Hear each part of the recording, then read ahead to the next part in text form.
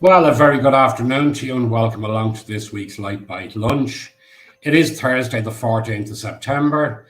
It's 1 o'clock and it's time to pull up a chair, grab a cuppa, sit back and join us for a light bite. Good afternoon.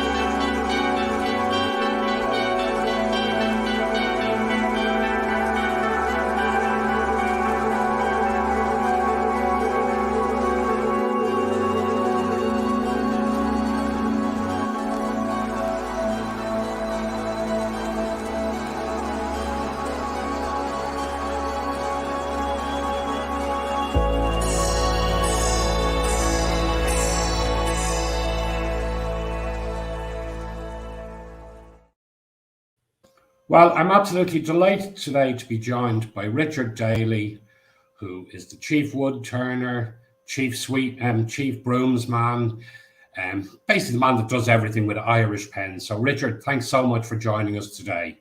Rory, it's great to be here. Great to have a chat with you. Right, before we get started, I think maybe it's best if you actually just tell people a little bit about yourself, your own background, how you ended up getting to where you are now. We'll get into the whole discussion of the history of Irish pens and all that in a minute. But a little bit about you yourself first. Well, Richard Daly, as I said, is my name, and I started out many years ago now as a fitter welder. So I did my apprenticeship, left Coolmine Community School, was deemed not to maybe have the level of intelligence required to go and do my leaving cert, so they suggested a trade, and they put me into a company called Euromech in Francis Street in Dublin, and I became a fitter welder. Loved it, really enjoyed it. Moved on from there to putting cranes on the back of trucks and welding and making all the sorts of different things. And then I kind of stumbled, I suppose, into sales. My brother at the time was working for a company, a tobacco company in Dublin, and he suggested sales. So I did a training course in, I suppose, Foss back in those days, or Anco back in those days, then Foss. And from that, I got a job working for a medical company, selling needles and different things to Dublin hospitals. Really loved that. Great company called Intraveno. Then I went from there to work for a company called Diversity. Started there in '86, the same year we got married. So I started Diversity as a sales rep, running around the country, selling, of all things, laundry chemicals to hotels and restaurants and hospitals and things like that. Progressed from a sales rep up through management into sales management, and became regional director and sales director and national sales lead. And for 28 years, I had a great time with that with Diversity. They looked after me very well. But I suppose that's where I got my love of customer support and trying to service customers and understanding what customers actually want. So 28 years with Diversity. And then in 2014, the company had been through a couple of different buyouts, and an opportunity came where they said, Richard, we'd like to pay us some money and let you go. And so I jumped at the chance. So I got redundancy in 2014, left Diversity, and from there, myself and my wife, we had to do something to pay the bills. We got well looked after with Diversity. Don't get me wrong; it wasn't a hard luck story. It was a very well looked after. But we decided to do something to pay the bills, and we started turning bowls and doing wood things because I love wood. My dad is a cabinet maker. My brother is a cabinet maker. I loved the turning from before. I loved playing with wood and using wood. And we stumbled from turning bowls, which I didn't really enjoy, into making pens because a client of ours had a client of mine in the Diversity company asked, could we make a couple of pens for gifts for a presentation, which we did. And actually, I enjoyed it. I loved it, and they turned out well. And that was kind of, I suppose, 2016, 2017, and from that grew Irish Pens. So we've been learning every day ever since. And that's what has me here today now, when I'm talking to you from our little office here in Kells in County Meath. Absolutely. And I mean, it's amazing how out of something so simple as somebody asked you to make something that wasn't actually in your wheelhouse at the time, and that has now become the mainstay of the business. Absolutely. I think it'd be fair to say that everything that's happened to us here within Irish Pens, it's nearly all been not mistakes, but one thing leads to another, and you have to be, do not be afraid to grab an opportunity. If something says, I mean, my children, when I said I was, I now into semi-retirement and I was going to start making pens, they just thought I was nuts because they could never see that there'd be any future in it. But my wife, in fairness, probably thought I was nuts as well. She still stuck with me and said, "Okay, let's give it a go." And yeah, it took 3 years to get it, to start growing and growing legs and becoming some sort of successful. But again, we just took every opportunity and tried to learn every day what we do and just do it better. The first pens I made, I'd be probably horrendous compared to the standard that we're putting out now. But at the end of the day, it was a lady who ran a hotel or was an accommodation manager in a hotel in Dublin, and thanks to her, we are now where we are today. Right. And tell me, so what because I know you offer a very wide range of types of pens, styles of pen, etc. So, what are your favorite pens to make?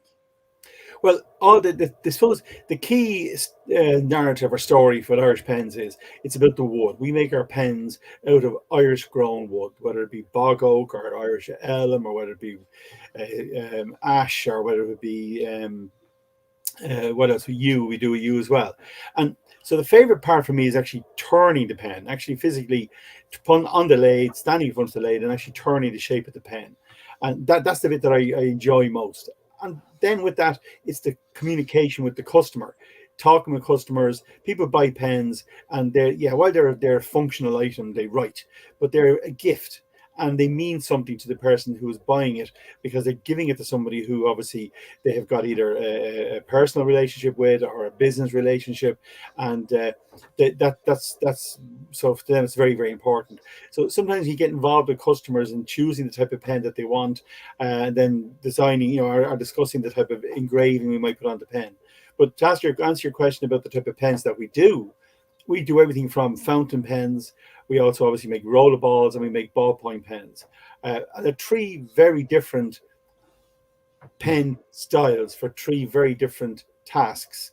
And fountain pens would probably be one of our biggest sellers, believe it or not. I think it's people trying to reconnect with the past. Getting back into writing and sending cards, sending letters, writing personal notes. Fountain pen sales globally are growing by 10-15% a year, because I think it's that people are trying to reconnect with the past. Yeah, absolutely. And now I have actually a question for you from Maggie. Hi, Maggie. Have you ever looked into handing nib holders? Good quality, well balanced ones are quite expensive. Yeah, nib holders for calligraphy. We have looked into that, and don't upset Maggie now, but everything we do, obviously in any business, it has to be profitable. And if you look at the time that would go into making a well balanced nib holder, and you want to cost it out properly so that it's profitable for us, we do the highest quality product that we can. We have to ship it, pack and ship it. To be honest with you, you would then be looking at that's why they're expensive. We would be a very expensive nib holder. We can buy some really nice ones in from different companies, but we don't do that. But that's the reason we don't do them, is they are actually very time consuming, and that's what makes them expensive. Yeah, absolutely, absolutely. Um, is there such a thing as the right pen for the right job? Oh, very much so. There is very much so. Depends on what that job is, of course. If you've got somebody, okay, we're coming into graduation season soon, so people are doctors, people who graduated to be a doctor. There's no point giving a doctor who's going to be busy running around on wards and doing things like a fountain pen, because a fountain pen needs to have to unscrew the top off the fountain pen. So you have a pen like this, and you have to unscrew the top off the fountain pen to actually use it and write with it. A doctor or somebody who's in an office who wants a really quick, really easy to use pen, they want a ballpoint pen. And a ballpoint pen is something, this is a particular one, you just twist the pen and the nib comes in and out of the twist the pen, and the nib comes in and out of the pen, and you use it. So for jobs where you're on the go, where you're writing on different types of surfaces, maybe on paper, on a kind of a plastic envelope, then your ballpoint pen is the way to go. If you are somebody who likes to do a lot of writing and you're at a desk and you're very fussy with the type of how you structure your words and your lettering, well, then I would use a rollerball pen because it's a different ink. The difference between a rollerball, people often ask us, what's the difference between a rollerball pen and a ballpoint pen? It's not the refill, it's what's inside the refill. A ballpoint pen has got an oil-based ink inside it, and a rollerball has got a water-based ink inside it. So it's how the ink lays down on the paper. But the rollerball gives probably closer to a fountain pen feel when you're writing with it.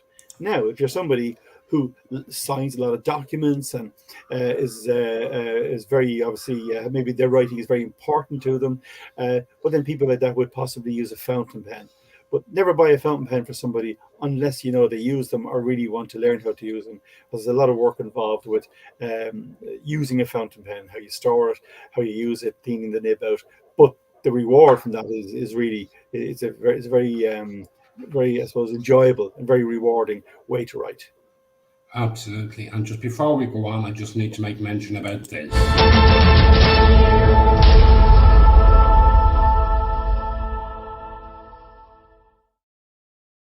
Yes, indeed, the award season is approaching so quickly, and we've had a wonderful meeting. I was actually with the hotel yesterday and a lengthy meeting planning everything out, and we are really looking forward to seeing everyone there.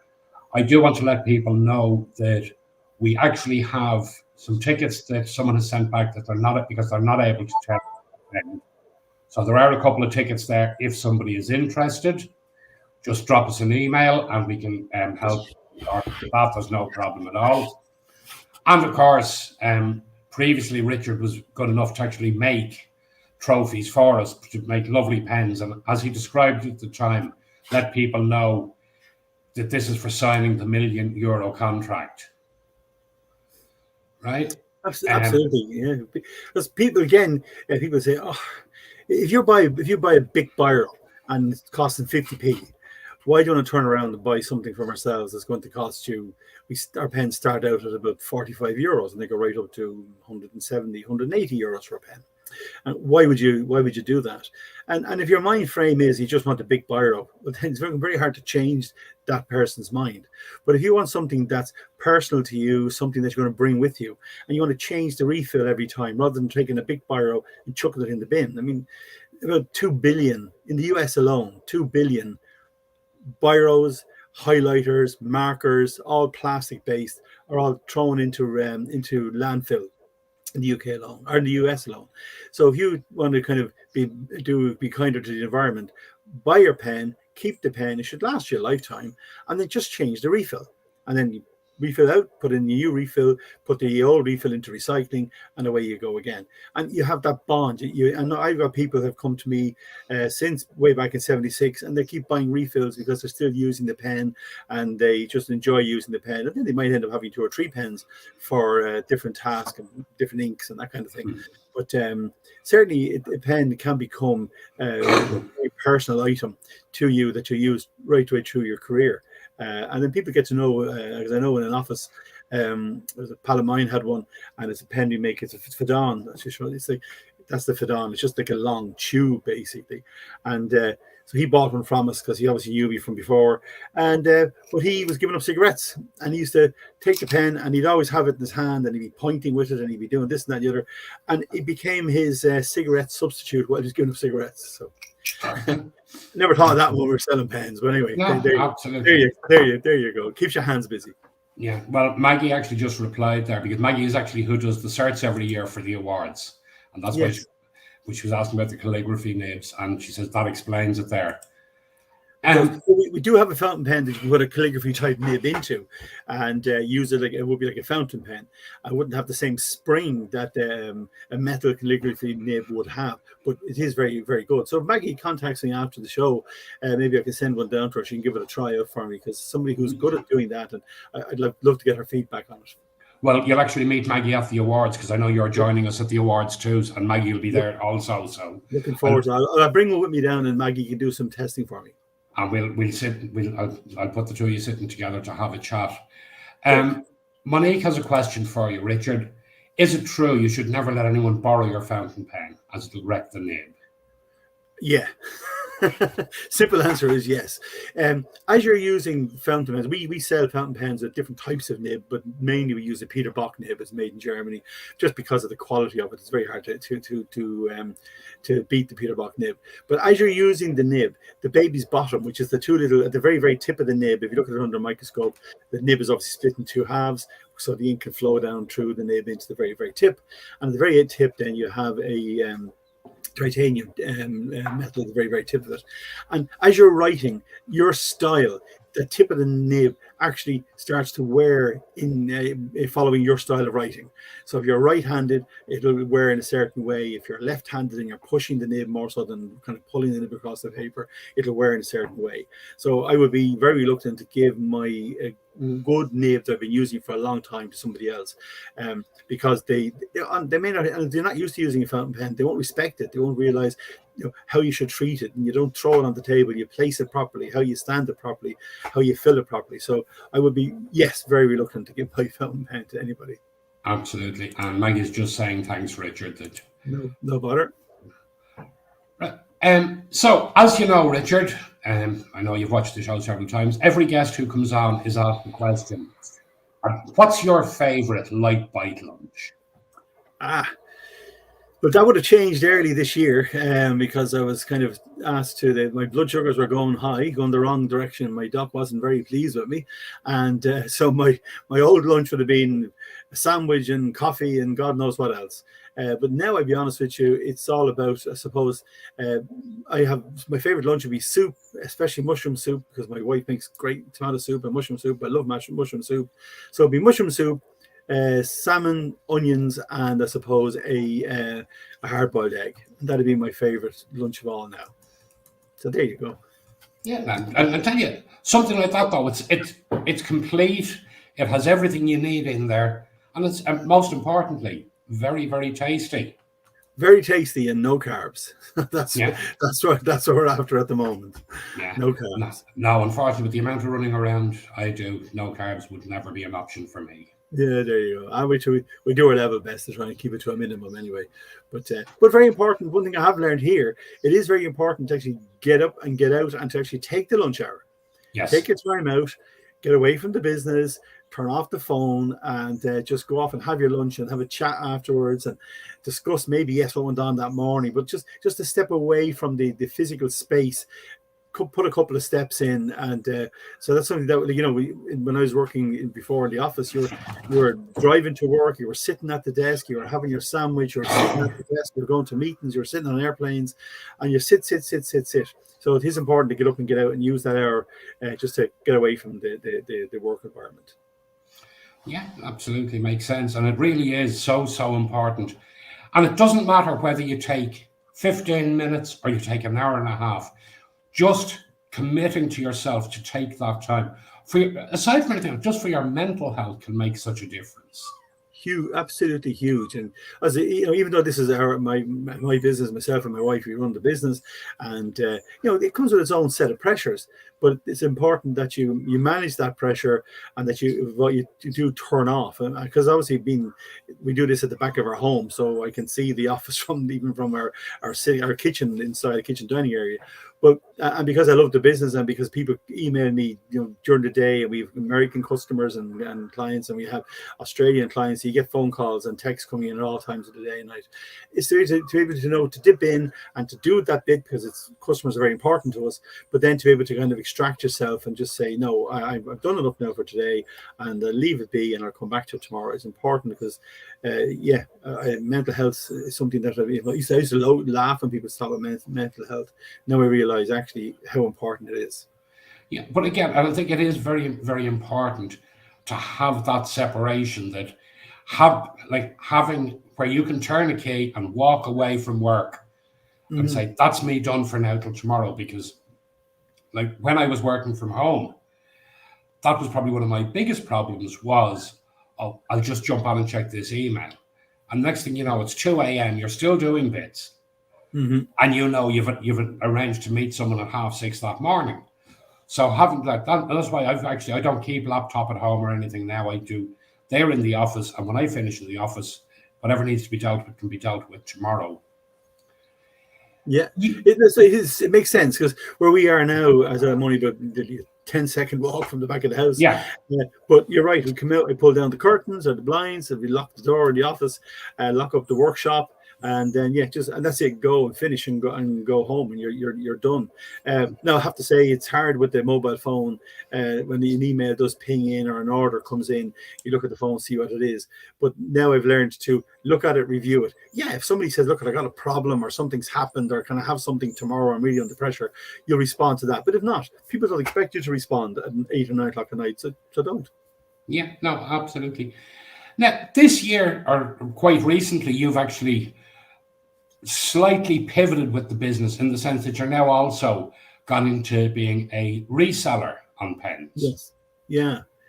It was an interesting one for us. We had I suppose we always sold nibs that come from Peter Bock, because obviously we can't make our own nibs, and we've always done that. And we did some Clairefontaine. They do these Flying Spirit journals, really high-end journal with a kind of with a leather cover, and we love doing that. And we do some inks and some refills. We do a lot of cross refills, cross pen refills that suit them, but they also suit the pens that we make.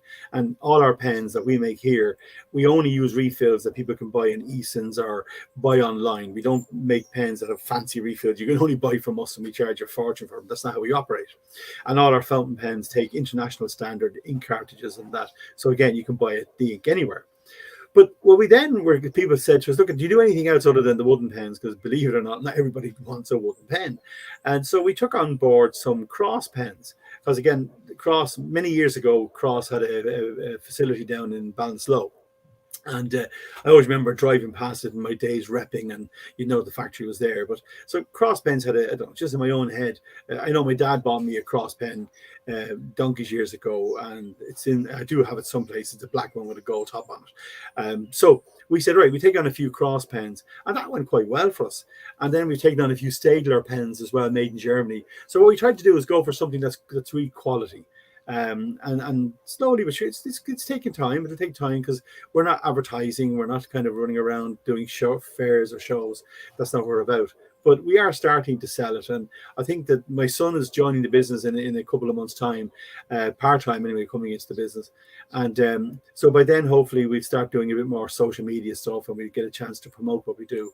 But so it's to give our clients an option. Handmade, yes, by all means, but if they want a Cross pen and they want it in a teal color, we have that as well. So it's giving customers an option when they come to our site. Absolutely. Now, one thing, I'm anxious that time is getting on a little bit here, but one thing I do want to talk to you about, and something you have had a reasonable amount of success in. As a micro business, you have managed to break into quite a few corporate markets. Mm-hmm. What is the secret to getting those people to talk to you, to getting those people to trust you? Never, ever promise what you cannot deliver. That's business, a large business. And I can't name them because obviously they're corporate clients and we can't do that. But we deal with a couple of very large solicitors in this country, in Dublin. Another reason why I couldn't name them, because they'd sue me anyway. But you do. If somebody says, "Can I have? There's a pen today to go to New York. Can that pen be in New York tomorrow?" The answer to that is no, it can't. But if you want it in New York for next Monday or Tuesday, yes, we can do that. It's not going to be a problem. We can do 2 days to DHL if you want to. It costs you 50 quid to get it to New York in 2 days at DHL, but they'll do it if that's what people want. So it's about never promise what you can't deliver. We also we can engrave our pens, but we never really advise a corporate client to engrave a logo on a pen, because that just turns the pen from being a handmade quality item into just another marketing giveaway, like something a rep would give a doctor or something with paracetamol or something on the pen. So we never advise that. So what we do is we do pens that in all our pens are boxed, and we give the people the opportunity to, inside the box, to put a logo and a name or a quote or a thank you card. And it's by offering that level of advice to our clients, they appreciate that, because they may be, I don't know, a multinational mirror manufacturing company, and they make mirrors, and they're experts at that, but they're not experts at gifting. And it's important when you're gifting, especially in the corporate market, there's certain do's and don'ts that you need to follow, and they're listed on our website. And that's what's helped us to grow. And delivering, when you say deliver something on time, deliver it on time. And even though we did an order last year for 440 pens for a client, and I was turning the pens, and I had somebody giving me a hand, but every single pen at the end of the day, I assembled it myself, and I looked at every pen as if that was an individual client who bought that from me. And so you got to get the quality right. And it sounds a bit of BS, but it's not. It is honestly, it's the only way to survive, is to do high quality product and to look after the client and just go a little bit extra for them. And that's what's helped us to grow the corporate side of the business. Absolutely. So, what's next for Irish Pens? Are you hoping? I mean, the way I'm looking at it is, you started out on very much a local scale. You then gradually grew that to national. You've now grown where you've quite a number of international clients. So, what's the next stage? World domination? I don't know. I don't think we'll ever be worrying Mont Blanc at their annual or their quarterly board meetings or discussions, that's for sure. But what's next for us is, as I said, my son is coming on board with us now in about a month or so, a couple of months' time. And he's already started doing a little bit of work, and he's coming on board. And his partner, she has her own website and selling a kind of a type of dog lead. It's very good. So if somebody wants to buy a dog lead, go to doggo.co. Doggo Co is what it's called, and she's got a lot of experience in marketing. So she's coming in with my son. So my son is bringing his head and a pair of hands, and he's also bringing his partner, her head and her hands as well. So that's going to help us to grow and start developing the business. I think that, where do we want to be in 5 years' time? Well, I want to be fully retired in 5 years' time. That's what I want to be. I'm semi-retired now, and I'd like Stephen to be running the business with us and taking the lead of it. I think we need to want to develop the home market. We want to be working in Australia and where the Irish diaspora is, so Australia, New York, that kind of stuff, San Fran, and just to keep developing it there. Not get too big, just to produce high quality product, and to keep the personal touch, because to me, that's really what it's all about, is when people have the chat and they tell you why they're buying the pen, who they're buying it for. They share their investment in the pen with me, and that makes me more, I suppose, it makes me more driven to make sure I do the right product for them and do a really high quality pen. So where we want to be is just grow the business nice and steadily, but we're not going to take on the world, nor do we want to. Absolutely. Well, listen, we've about a minute left. So if anyone wants to get in touch with you or see more, we do have the Irish Pens website scrolling across the bottom of the screen there. What is the best way for people to find you? Well, it can be old-fashioned. My phone number's on the website. Pick up the phone and give me a ring. I'd love to chat with people. You can send me an email, richard@irishpens.ie will get me as well, or you'll get all the contact details on the website. But if you're not sure what type of pen to buy, what type of wood to use, any questions at all, just give me a ring. You don't have to buy the pen if you don't want to buy the pen, but give us a ring and we'll have a chat about it, and we'll make sure that we get you the right gift to satisfy the needs of yourself and also the needs of the receiver, because that's important, that the gift you give, you need to be proud of it. Absolutely. Well, Richard, it has been absolutely great talking to you. We could easily chat for another half an hour, but unfortunately, the clock has caught up on us. We will be back in 2 weeks' time. Yeah. Right. We will be back in 2 weeks' time with another guest, and we'll be talking more things business. And until then, we wish you all a very good afternoon. Thank you very much. Take care now.